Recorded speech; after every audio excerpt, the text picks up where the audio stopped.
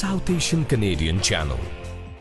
Hi, this is Priyanka Chopra and you're watching Channel Y. The biggest South Asian media group, Y Media. Y Media has newspaper, midweek, radio, South Asian Pulse. Hi, I'm Amitabh Bachchan and you're listening to South Asian Pulse. Hi, this is Amir Khan and you're listening to South Asian Pulse. अब हर दिन सुने GTA का number 1 radio station FM 91.9. You are watching Channel Y. Channel Y.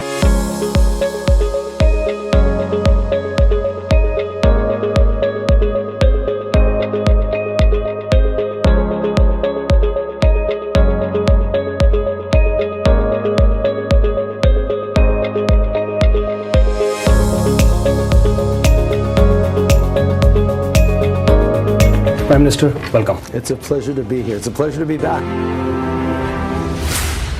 Online, SouthAsianDaily.com.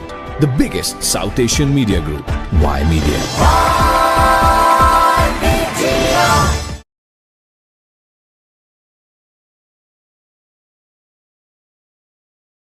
Hello everyone, welcome to Y Media. I'm your host Shelly Seni, and today I have a very interesting personality who is creative, talented.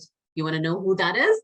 Well, that person is Mr. Peter Kuklowski, and he is a Toronto-based film curator, producer, and writer. So good to have you here. Thank you. I'm excited to talk about these films. Oh, absolutely. Well, talk about the films. I can literally hear and feel the excitement and love you have for movies and films. I just want to know, when did you discover your romantic alliance with films? Oh, I mean,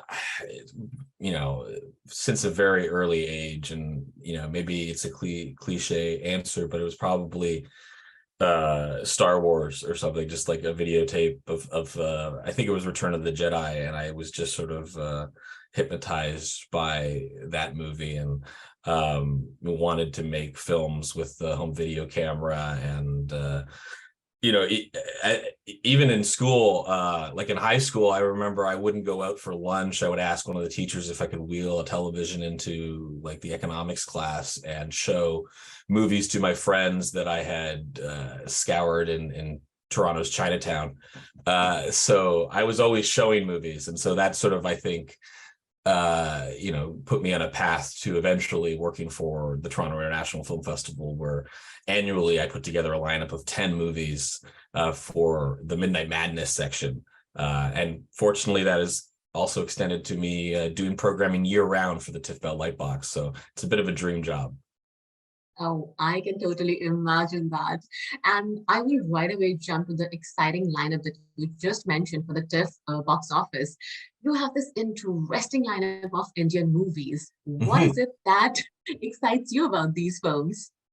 Well, I've always gotten excited about learning about national cinemas that I wasn't previously familiar with. I mean, in high school, it was Hong Kong movies. I saw the first John Woo and Choi Hark films, and immediately became obsessed. I had to see all of them, and would clear out the racks at in Toronto Chinatown to watch those films.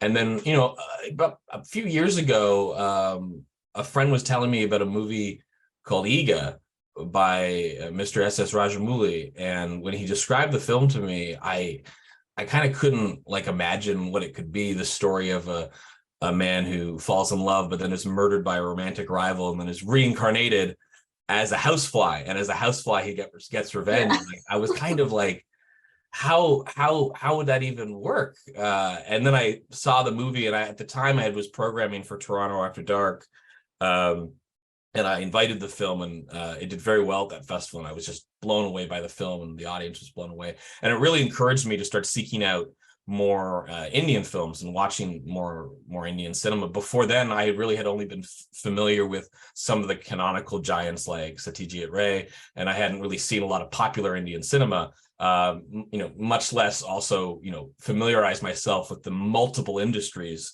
within India, from Bollywood to Tollywood to Collywood. And I started watching those films. And fortunately, Toronto is an amazing city to watch Indian film because over the last couple of years, there's all these really wonderful diaspora cinemas like the Albion and the York Mills. And I just started going to those cinemas and with my friends and just being blown away by how exciting the movie-going experience was at these cinemas. And I started just asking myself, well, why aren't these movies playing downtown as well? Like, why can't more people discover these movies? And I would often ask friends to come with me, and they'd be like, oh, it's 3 hours long. Like, that seems so intimidating. And I'm like, you just watched the Avengers Endgame. That was 3 hours long. Like, come on. And there's an intermission, so it's even better. You get to take a bathroom break and, get some more samosas. So, I just got very excited about it. And I did notice that again and again, the films that I was having some of the most fun with were Mr. Rajamouli's movies. And a friend of mine who's a US critic named Josh Hurtado, who's recently become a bit of a promoter for Rajamouli's newest film, RRR. He had been like sort of funneling me more and more of these movies. And when RRR came out, began to become such a big phenomenon, I was like, okay, this is the time. I want to put together a series of some of my favorite Rajamouli films and, do a series at the Lightbox and hopefully not only can it be a gateway for people to discover this filmmaker in this industry, but also just get more excited about Indian films and realize that it's more accessible than maybe an audience not familiar with that part of the world may think. No, absolutely. Well, you know what? I'm so glad you're doing this, Peter, because not everyone shares the love and passion you have for international cinema, and specifically talking about Rajamouli's movies. So RRR you mentioned. What's your take on Bahubali? Is that also in the lineup? Yeah, Bahubali is definitely in the lineup, part 1 and part 2. It'll be as a double bill. So very, very, we're not letting anybody have to wait to find out what happens in between movies, which is because it has such a great cliffhanger, the first Bahubali. I remember being so impressed by it when I first saw the film, and then being very, very excited and having to wait with everybody for the few years before the sequel came out. I love that one a lot. Just the scale of it, the scope of it. I've said before when describing Rajamouli's films is that he kind of creates impossible situations and then dares you to believe in it, and you just believe in it. You buy it. You buy into the emotions. You buy into the spectacle, and it can be sometimes the most ridiculous thing you've seen, but it all seems real, and it all emotionally seems real. And I remember that castle siege in Bahubali Part 2. I think is one of the great sieges in movies, next to Lord of the Rings and Army of Darkness and El Cid. It's just a great iconic sequence. I'm very excited to play that film. I also I know I'm now raving and gushing, but I also remember being struck too by Bahubali, that the way as Rajamouli developed as a filmmaker, I think the way he's incorporated music, I think, is very unique too. Sometimes it's traditional for the films to kind of stop for these numbers, and I feel like with the Bahubali films, he weaved them in very organically in a way that I thought was very distinct from some of the other Indian films I had been seeing at the time. This is so interesting for me to get your perspective, an international perspective on Indian cinema. I'm amazed, and I completely share your excitement, and I can feel your excitement. This is such an enthralling discussion with you on Indian cinema right now. And you rightly put it that within the industry, there are multiple sets, right? Yes. And it was Bahubali that just, it was Makki actually, the housefly movie that brought the Bollywood's attention to Mr. Rajamouli. Not that he needed any introduction, not that his talent was discovered then, but just brought him to the major platform. And then of course came Bahubali and RRR, and it's just a never stopping enthralling cinema that we get from his side. But that's my take, right? And that's your take because you love cinema. But when you were putting together this lineup, What is the kind of reception you received from people around you? I mean, there was enthusiasm from those who knew or were familiar with the films. But I actually remember even when I started, pitching the idea initially. First of all, I saw RRR when everyone else did, at the start of the year, and then I was like, I want to do an RRR screening downtown, and I was pitching the idea. And at the time, I some of my colleagues just didn't know about the movie yet. They weren't familiar with it, and they were kind of like, well, it's already played Toronto and it's coming out on Netflix this month, so there probably won't be any demand. And I'm like, you don't understand. Like, this is a movie that you're going to want to see on the big screen. And even if it's on Netflix, people will come see the movie. And because I couldn't figure it out at TIFF, I actually just rented a cinema and did it myself downtown at the Royal Cinema, and we sold out within like a day. It was a massive success. And when they saw that, they were like, oh, okay, let's reconsider this. Let's do this again. And then it happened again. Even though the movie's on Netflix, it seems like everyone has seen the film. Within a few hours, the first RRR screening of the series went off sale. Fortunately, we've added another screening, and there's still some tickets left, and there are still tickets for some of the other films in the series. But since then, there's been a lot of enthusiasm within the organization, and the TIFF Bell Lightbox has actually been playing more Indian films and new release Indian films that have been doing very well, and I think that's great. I think there's no reason why an institution like TIFF can't be playing popular cinema outside of just the domestic new release schedule, because we do it in our Cinematheque, where we're playing older films from around the world, but we should be playing popular Indian cinema, popular Korean cinema, popular Chinese cinema. Well, absolutely. You know what? It's your belief and your conviction that is actually making this happen. So you mentioned Korean and Chinese cinema as well. So can you mention, what are we looking at, like beyond Indian cinema? What international cinema are you focusing on? Well, so I tend to follow. I'm very interested in zoning in on small micro regions. To be honest, like Korean cinema and Chinese cinema is very well established. One of my recent obsessions was this filmmaking movement in Uganda called Hollywood. And I actually did a screening of this back in 2019. It was it was the last screening I hosted before the pandemic happened. And I kind of told myself, if this is the last time I'm ever presenting a movie to audiences, because it was so uncertain then, I'm okay. Because like that, I had such a great time hosting that event. But in Uganda, there's this small village, Wakalija, where there are a crew of filmmakers led by a man named Isaac Dabwana, who've just been making small movies for very, very little money. And they make them for the local community with no real interest in presenting them worldwide. But what eventually got happened is they start uploading some of these films on YouTube, and the rest of the world began to notice, and they're incredibly low budget but incredibly imaginative, and they present their movies in a unique way where they have a narrator who, because in their village, when they would often watch American films or international movies, the films weren't dubbed or subtitled because there wasn't infrastructure to translate the films, so they often relied on someone in the community to interpret the films live as sort of an oral storyteller over the movie in the room. Often that character, they refer them as video jokers, because they would often joke around with the movie, and it was a sort of a comedy experience. And when they started making their own movies, they were like, well, we have to have the video joker in those movies as well, because he's actually the most famous person sometimes associated with the movies, which video joker is doing it. So I became very obsessed with this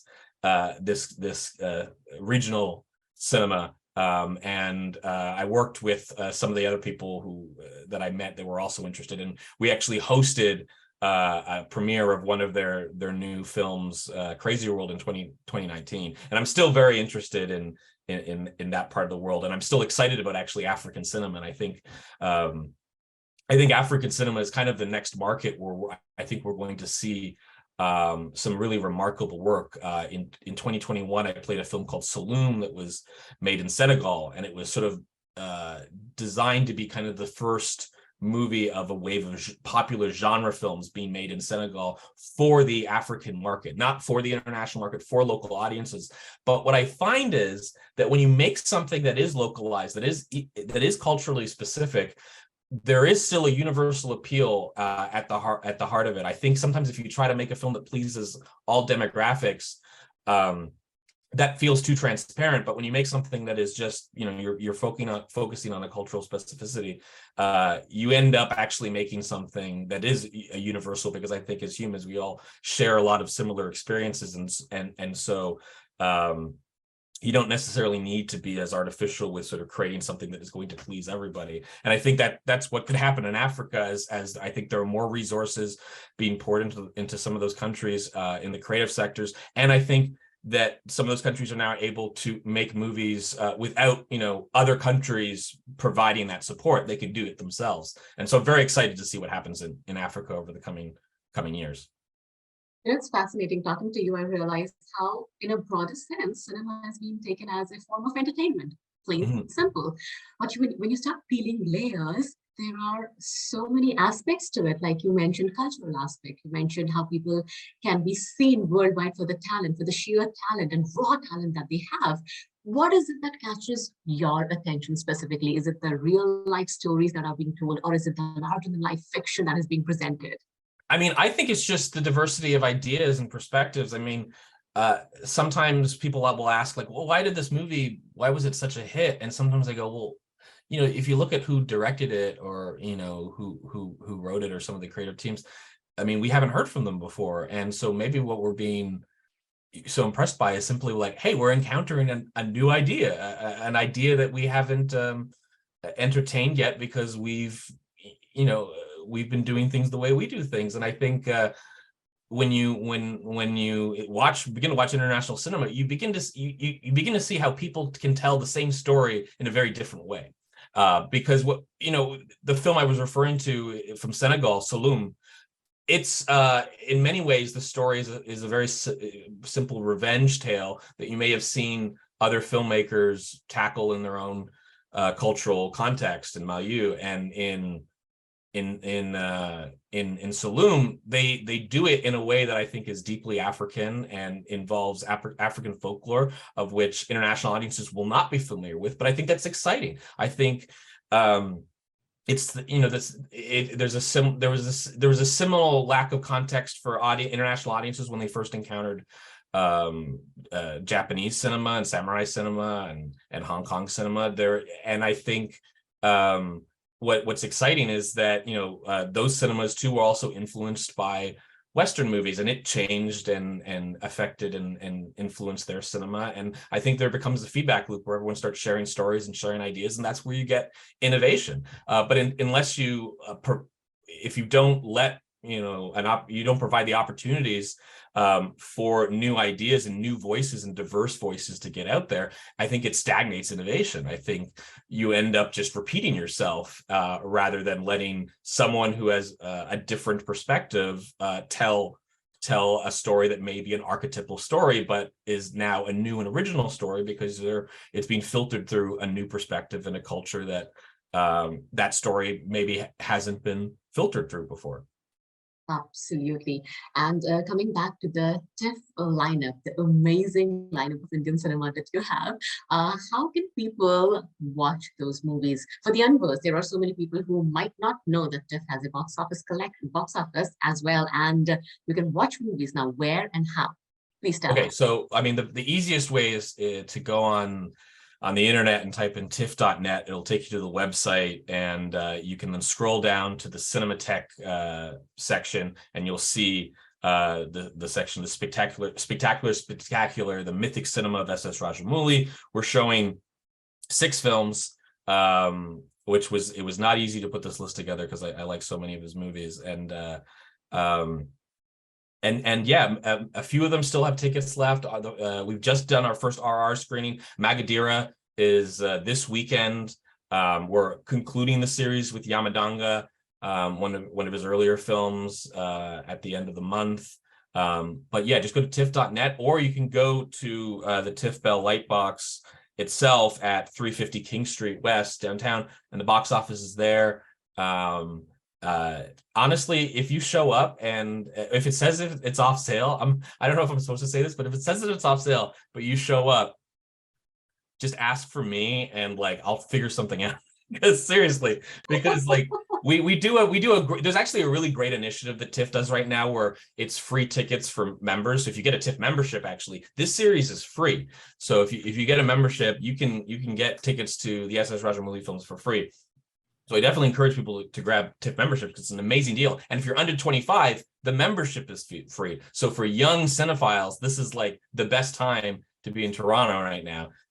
However, sometimes people will get tickets and not actually show up. And I really want to make sure that every seat is full. So I don't think we don't officially have a rush policy, but on a case-by-case basis, I will try to make something happen. If there's an empty seat, I will try to fill it because I think these movies deserve a full audience. Oh, Peter, you don't know what you have gotten yourself into. People, you know what to do now. Just call Peter.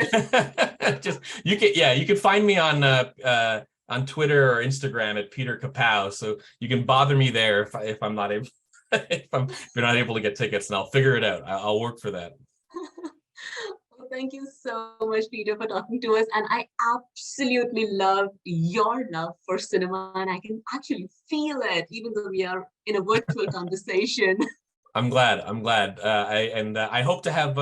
It's been when I first got the Midnight Madness job, it was actually a goal of mine to like have more Indian movies feature in Midnight Madness, and I was able to do that a few years ago with Fasan Bala's The Man Who Feels No Pain, and I hope to continue to do so. And so it's another reason why I'm excited to just be presenting Indian movies, so that the filmmakers and companies over there know that TIFF, we love Indian cinema and we want to present more of it.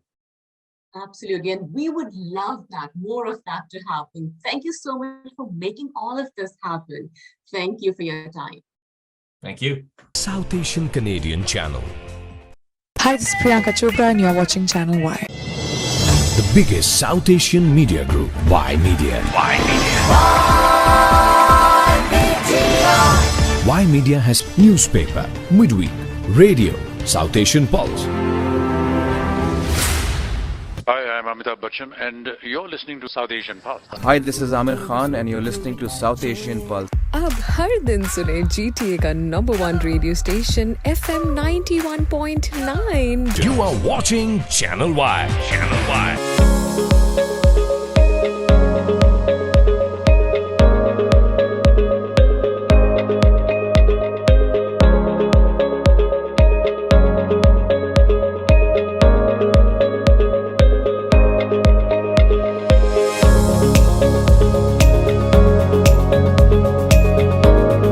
Prime Minister, welcome. It's a pleasure to be here. It's a pleasure to be back.